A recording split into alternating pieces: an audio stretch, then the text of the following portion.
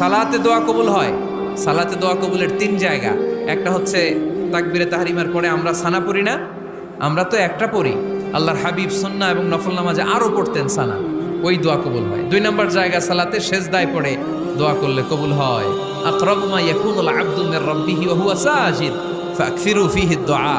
বান্দা যখন সেজদায় লুটিয়ে পড়ে বান্দা আল্লাহর সবচেয়ে কাছে চলে যায়। তা কিন্তু বিশ্বনবী বলে সেজদাটা তোমার রবের কুদরতি পায়ের উপরে পড়েছে।